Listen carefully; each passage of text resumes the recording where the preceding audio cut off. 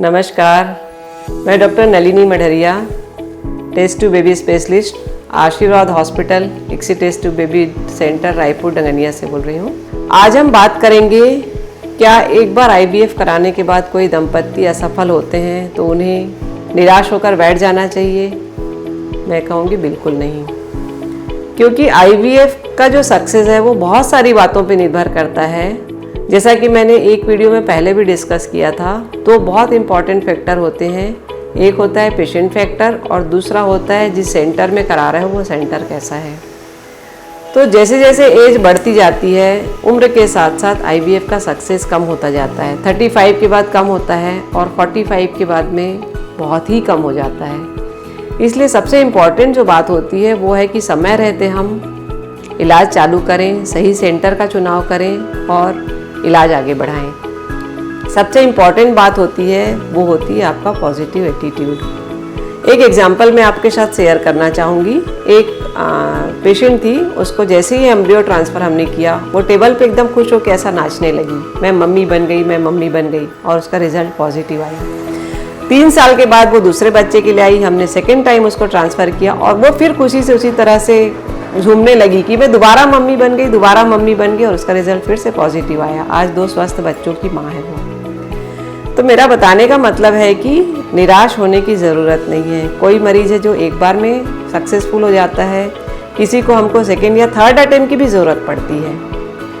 तो कोई भी मरीज़ या कोई भी दंपत्ति जब हमारे पास आते हैं तो उनको हम हमेशा 2 साइकिल के लिए काउंसलिंग करते हैं, मिनिमम 2 साइकिल के लिए। क्योंकि पहली साइकिल में बहुत बार आपका एग कैसा है, उसकी गुणवत्ता कैसी है, स्पर्म का फर्टिलाइजेशन पोटेंशियल कैसा है, बहुत सारी चीज़ें जो है इन्वेस्टिगेशन से भी पता नहीं चलती हैं। बहुत अच्छा एम्ब्रियो बना है, बहुत अच्छा ब्लास्टोसिस बना है, फिर भी कई बार इम्प्लांटेशन नहीं होता है। मरीज़ को लगता है कि सब कुछ तो अच्छा हुआ था, प्रेगनेंसी क्यों नहीं आई। तो यूट्रस की जो एक्सेप्टेबिलिटी होती है, एंडोमेट्रियम उतना रेसिपिएंट है कि नहीं, इन सब चीज़ों पे IVF का सक्सेस जो है वो बहुत निर्भर करता है।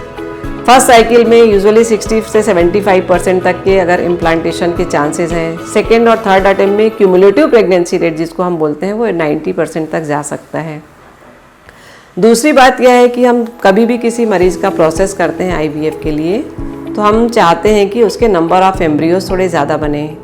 2 एम्ब्रियो हमने ट्रांसफ़र कर दिया और बाकी एम्ब्रियोज जो रहते हैं वो हम फ्रीज़ करके रख देते हैं, ताकि अगर पहली साइकिल में वो किसी भी कारण से कंसीव नहीं हो पाती है तो हम बिना पूरा लंबा प्रोसेस किए केवल एम्ब्रियो ट्रांसफ़र का जो प्रोसेस है, यूट्रस को तैयार करके फिर से हम उसको सेकेंड चांस दे सकते हैं। और यूजुअली सेकेंड चांस में सक्सेस के चांसेस जो है फर्स्ट की तुलना में बहुत ज़्यादा होता है। तो कोई भी मरीज़ है या कोई भी दंपत्ति है, वो अगर एक बार सक्सेसफुल नहीं हुआ है तो उसको बहुत निराश होने की ज़रूरत नहीं है। अपना मनोबल बनाए रखें और अपने डॉक्टर से जाएं, डिस्कस करें, बिल्कुल ओपनली डिस्कस करना है। हमारे कोई मरीज़ का अगर सक्सेस नहीं होता है फर्स्ट साइकिल में, तो वापस पूरा री एनालिसिस करते हैं, उसके पूरे फाइल देखते हैं, उसके क्या क्या फैक्टर्स हो सकते हैं, शुरू से पेशेंट से लेके, एग से लेके, स्पर्म से लेके, यूट्रस से लेके, ब्लड फ्लो से लेके, सारा कुछ, लैब फैक्टर, प्रोटोकॉल कई बार चेंज करना होता है, इंजेक्शन का नंबर चेंज करना होता है, ट्रांसफ़र का तरीका चेंज करना पड़ता है, कई बार अंडर जनरल एनेस्थीसिया किसी पेशेंट को ट्रांसफ़र करना होता है अगर डिफ़िकल्ट ट्रांसफ़र है तो री एनालिसिस करें, अपने डॉक्टर से डिस्कस करें कि प्रेगनेंसी नहीं आई है तो क्यों नहीं आई है, और उसको एक्सेप्ट करिए। ज़रूरी नहीं है कि प्रेगनेंसी नहीं आई है तो उसमें हॉस्पिटल का कोई फॉल्ट है या आपका कोई फॉल्ट है, ऐसा कुछ ज़रूरत नहीं है निराश होने की। आप ज़रूर जाइए डॉक्टर के पास, डिस्कस करिए और वापस से फिर से साइकिल करके अपना सक्सेस रेट बढ़ाइए। इसलिए मैं आप सब लोगों से यही कहूँगी कि हमारी कोशिश यही रहती है कि हर मरीज प्रथम प्रयास में सक्सेस हो जाए, स्वस्थ गर्भधारण हो, स्वस्थ बच्चे का जन्म हो। लेकिन किन्हीं कारणों से अगर प्रथम प्रयास में सफलता नहीं मिलती है तो निराश होने की ज़रूरत नहीं है, आपको फिर से प्रयास करना चाहिए, सफलता ज़रूर मिलेगी।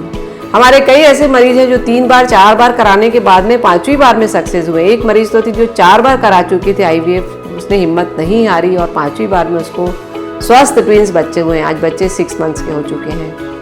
तो ये सब बताने का उद्देश्य यही है कि ठीक है, मैं मानती हूँ कि ये इसमें खर्च भी होता है, आपको स्ट्रेस भी बहुत होता है, लेकिन बहुत सारी चीज़ें हैं जो आपके हाथ में नहीं है, बहुत सारी चीज़ें जो हमारे हाथ में भी नहीं है, लेकिन प्रयास करना आपके हाथ में है और हमारे हाथ में है। प्रयास ज़रूर करिए।